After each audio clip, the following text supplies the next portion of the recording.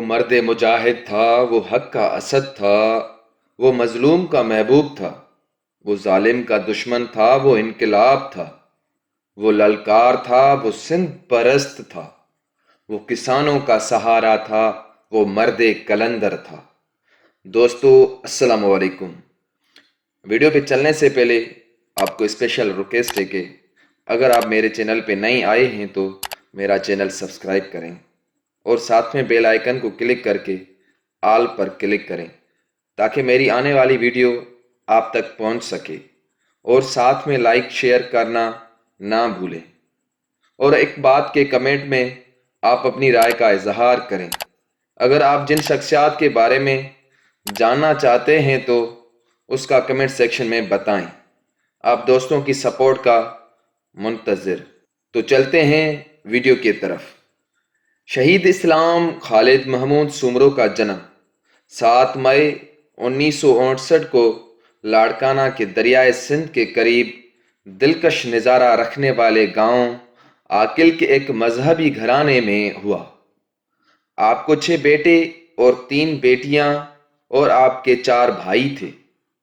آپ کے والد کا نام مولانا علی محمد حقانی تھا، جو اپنے وقت کا بہت بڑا عالم مولوی تھا۔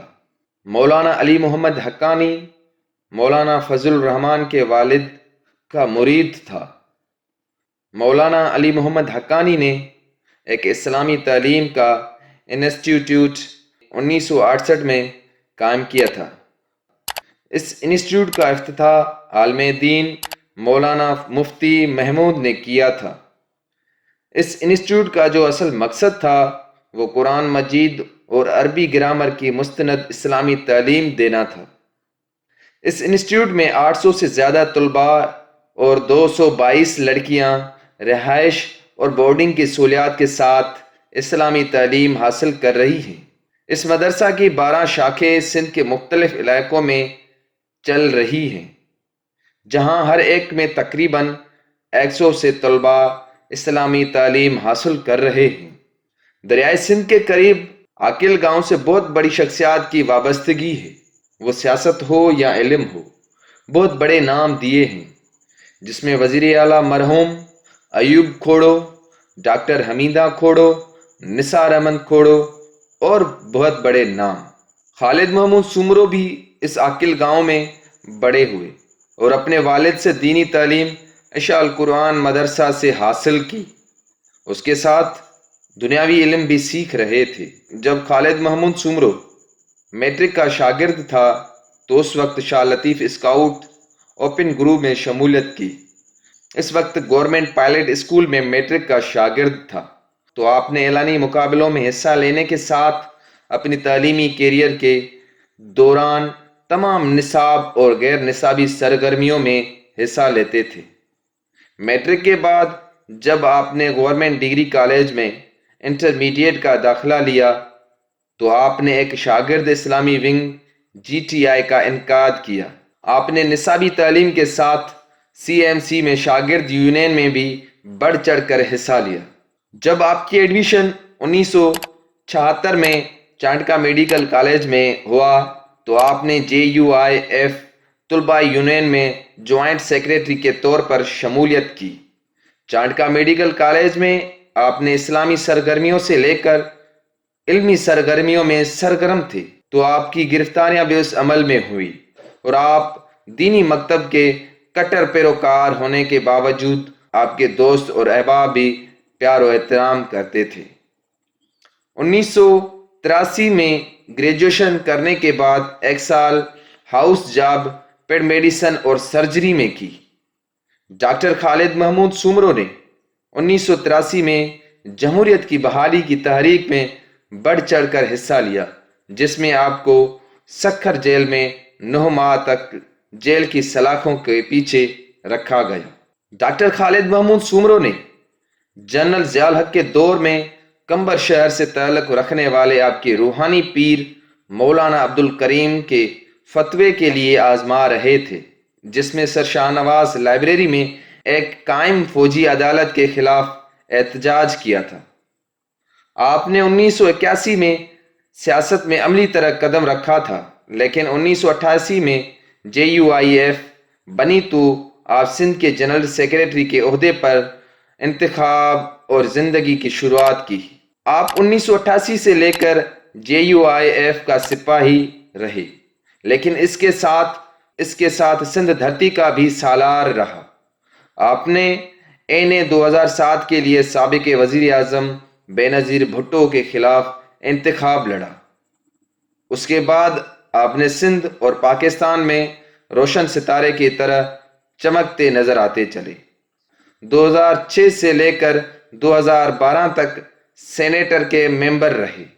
اس منصب پہ رہتے آپ نے سندھ دھرتی کے حقوق کے لیے جدوجہد کی، اور جو بھی منصوبہ سندھ دشمن سمجھا جاتا تھا اس کے لیے عملی طرح میدان عمل میں سرگرم اور خلاف نظر آتے تھے، جس میں سندھ کی وحدت پہ وار ہو، سندھ کی تقسیم ہو، آپ نے سخت رد عمل دیا۔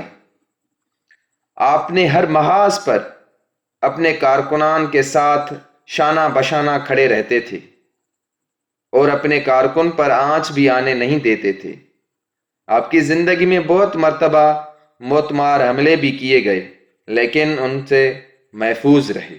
آپ کو سندھ پرست اور دیشی بھی تصور کیا جاتا تھا، جب آپ ہر وقت سندھ کے مظلوم عوام کے ساتھ ان کے حق کے لیے نظر آتے تھے، اور سندھ کی تنظیمیں سربراہان کے ساتھ پریس کانفرنس بھی کیا کرتے تھے اور ان کے ساتھ ہر محاذ تک ساتھ رہے۔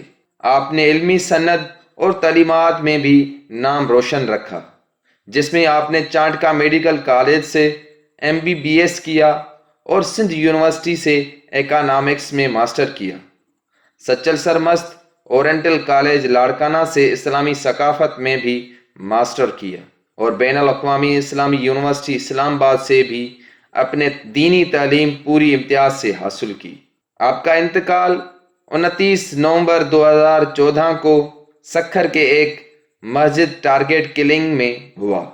جب آپ فجر کی نماز ادا کر رہے تھے تو آپ کو قتل کیا گیا، اور قتل ہونے کے وقت آپ کی عمر 55 سال تھی۔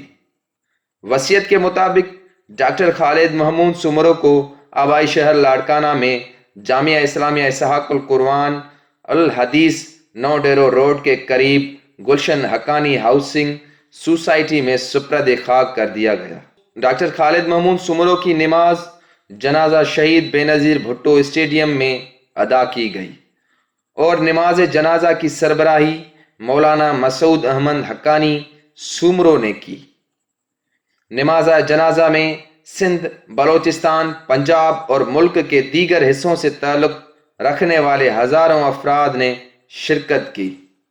ان میں قابل ذکر افراد مرکزی اور صوبائی رہنما اور JUIF کے کارکنان، سیاستدان بھی شامل تھے۔